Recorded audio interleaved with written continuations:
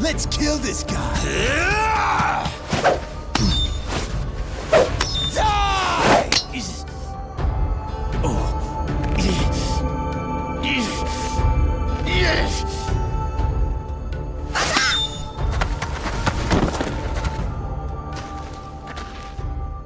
It's too late for you.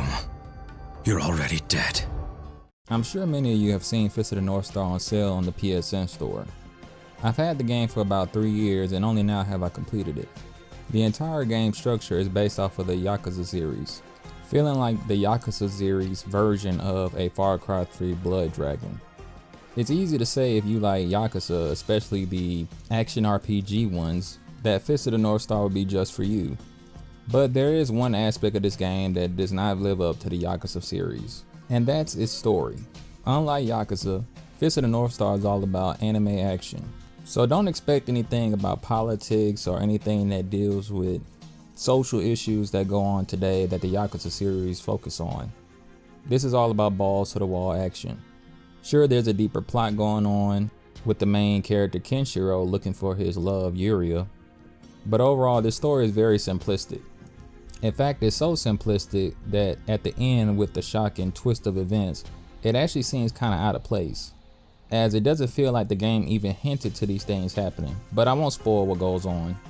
I'm not that familiar with the Fist of the North Star anime or even manga, so I can't tell you how close this is to the source material, or even if this is an original story, or maybe this is something that actually came from the manga itself. But what I can tell you, it is a good advertisement for Fist of the North Star, as after playing the game, I do want to get into the series. Overall, the story is very short, and that's actually a really good thing in my opinion.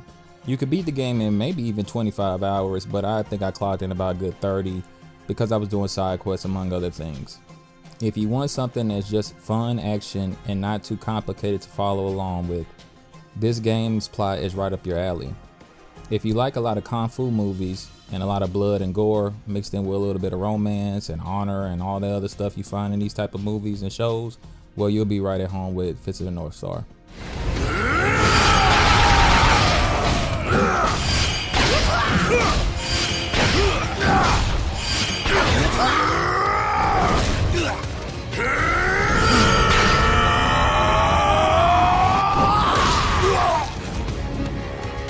Gameplay is very familiar if you play any of the Yakuza games outside of 7. The combat starts off pretty slow, but you'll quickly level up Kenshiro and begin to get different moves that add to the combat. The main difference between this game's combat and any other Yakuza game's combat are the secret techniques. Kenshiro, using his special martial arts, is able to kill enemies in quick fashion by striking their different pressure points. This leaves them in a bloody explosion that is pretty gruesome to see. There are plenty of these different animations that you can trigger, and they are triggered in different ways. Basically, as you do different types of combos, you'll get a different type of animation. Also, locking onto an enemy may determine what type of animation you get. I gotta speak to the lock on feature because that's the one feature that never got improved as the game went along. You get into this certain type of stance where it feels like you're locked on to a particular enemy. Problem is, there is no indication of what enemy you're actually locked on to, and you will rarely ever lock on to the enemy you want to be locked on to. Now, this isn't a big deal because you can always just fight without locking on, and that works pretty well. But locking on is actually pretty important, as it allows you to do certain types of moves as you level up the skill tree. I recommend only locking on when there are a few enemies around. Going back to these secret techniques, these animations can be pretty long. Thankfully, because there's so many different kinds of animations, I never really got bored of them.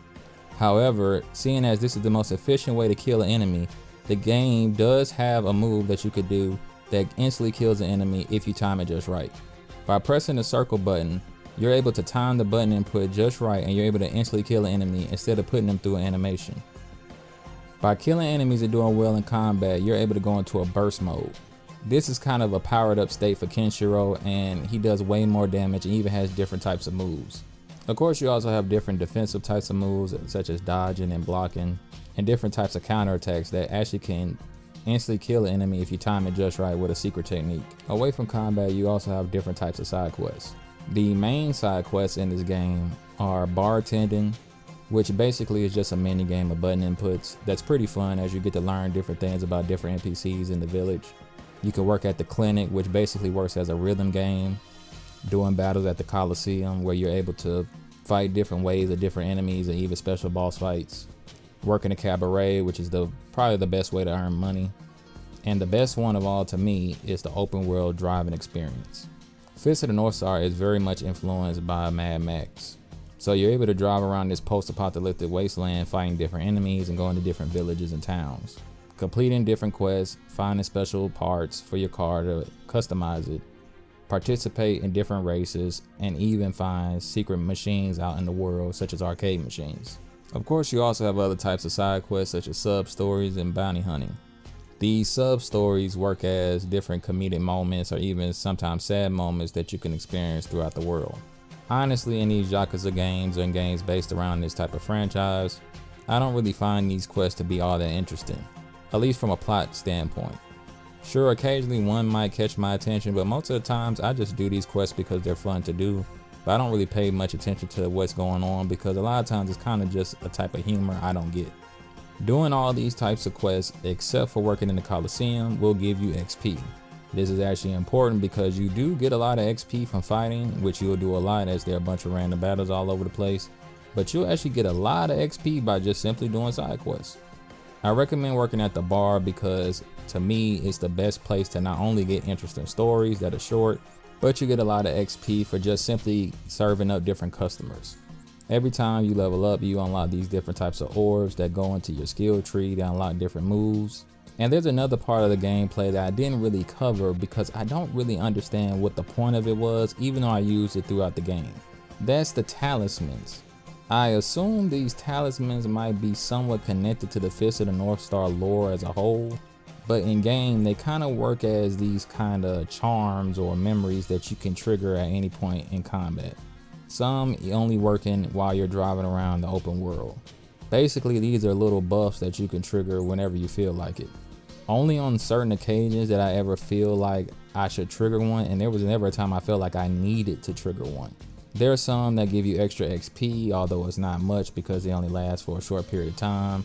Some allow you to instantly kill enemies, which I guess if you don't want to fight, you could do that, but again, it only lasts for a short period of time. I overall don't think that this part of the combat or gameplay is bad, I just didn't see what the real point of it was. There are other diversions you can get into as well, such as customizing your buggy and getting into different races, going to the casino and playing different types of games such as poker and blackjack.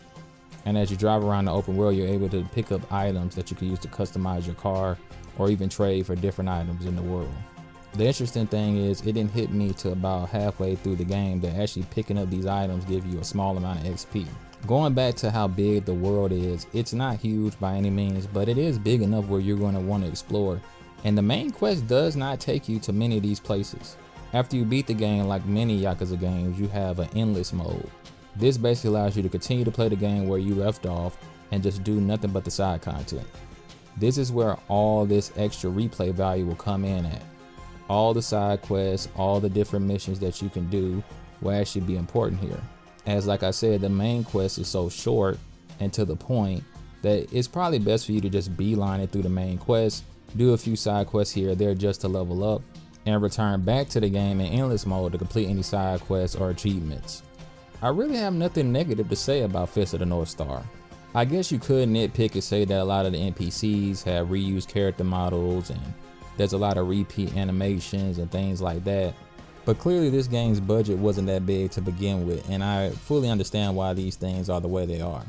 It never bothered me. In fact, it was actually funny seeing the same NPC duplicated multiple times for different characters. Fist of the North Star is a great example of when a great team comes together to make a simple game that doesn't break the budget and yet still gives you a full experience. You can often find Fist of the North Star on sale on the PSN store for around $12. I believe that's how much I bought it for years ago. And it might currently be on sale as I speak.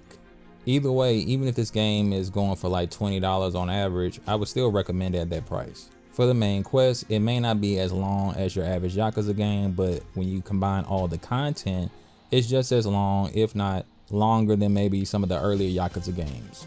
I think this game is perfect for anyone that's actually entering the Yakuza series, especially the action RPG side of it, as the game isn't long and it goes beyond just giving you a taste of what you will get when you play a Yakuza game. Don't miss out on this hidden gem. that is currently only available on the PlayStation 4, and hopefully in the future we'll actually get a sequel to this great game. The hell are you talking about?